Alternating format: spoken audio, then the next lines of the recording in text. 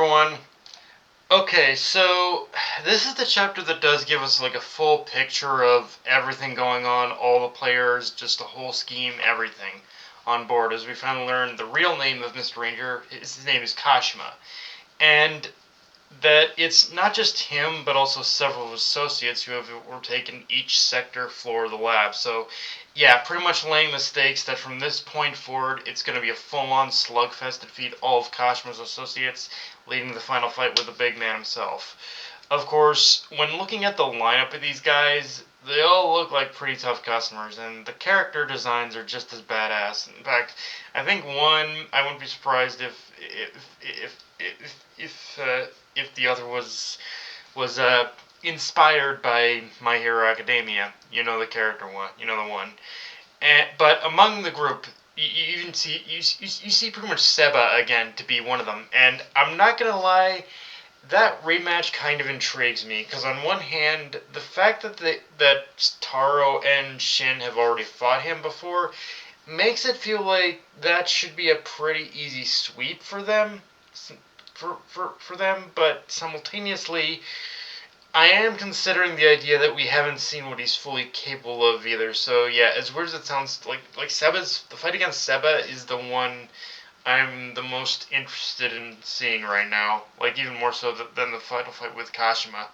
Uh, with that said, though, the fight we got in this was still so much fun as we see Sakamoto and Shin basically go up against the scientist working under Kashima, and you can tell Suzuki really had a lot of fun with the dynamics of this fight, as he used every angle of the mad scientist idea.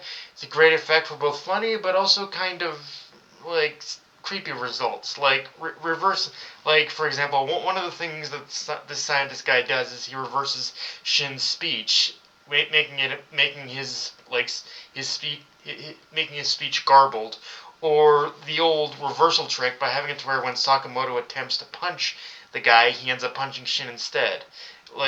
Ultimately, Sakamoto basically completely reverses the whole thing almost immediately by pretending to punching Shin, but because he was punching Shin, it punched him instead. So like little things like that really made this a fun and little things like this really made this fight fun and dynamic in a lot of ways. But what also makes this fight terrifying is that this is only like in a way a sample of probably what's been developed at this lab and how Kashima's men have been augmented, so to speak, as one of the as one of the scientists Shin knew growing up revealed, the reason Kashima and his group overtook the lab was to develop new technology for assassination. So it's not just limited to things like possible clairvoyance, but also anything under the sun you can think of that can be a way to kill someone has likely been developed and at this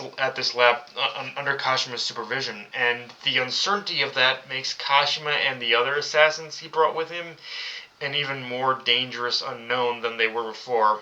Also, knowing that Kashima's associates have overtaken the lower floors, I do wonder which one has control over B4 where Lou is. Like, if I had to take a guess, it's either going to be the bearded guy or the one wearing the Plague Doctor mask. One of those two is definitely going to be is going to be is going to be the one to fight Lou. I wouldn't. It would be kind of fun if it was the big bearded guy, because one thing I have noticed in in when it comes to fights that certain authors like to do is kind of put the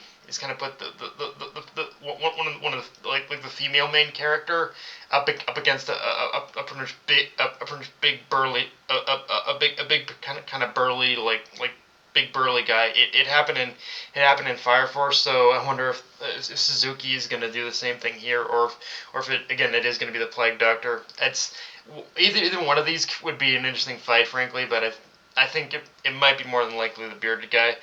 Um, and and yeah, outside of that, I also do really like Shin's moment in this chapter where he basically said, "Fuck hiding, I'm just gonna fight to protect this place." Because even though he ran away, this is still his home, and he's gonna fight to protect it. So yeah, I like how it does show what Lou had talked about, that with Asakura that Shin has grown. He's learned the value of life, and in doing so, it's allowed him to gain perspective and appreciate both the life he had lived and the life he has now, because they both are a part of who he is, who he grew up to be, and letting Kashima and his goons waltz around and do whatever they want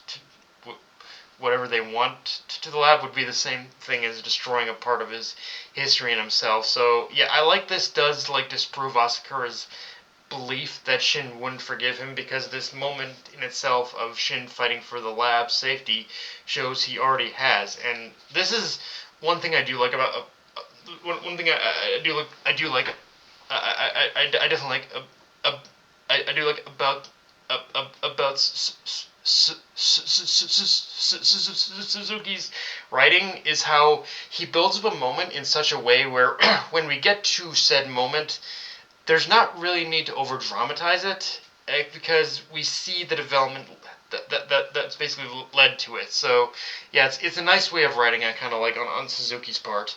But yeah, guys, that's pretty much all I got for this review. If you enjoyed the video, like, comment, subscribe, follow me on Blue Sky, Analyst, Crunchyroll, be sure to notification bell, hit the subscribe button, and just share the video around, guys. Dark Knight of Night, signing off. Later, everyone.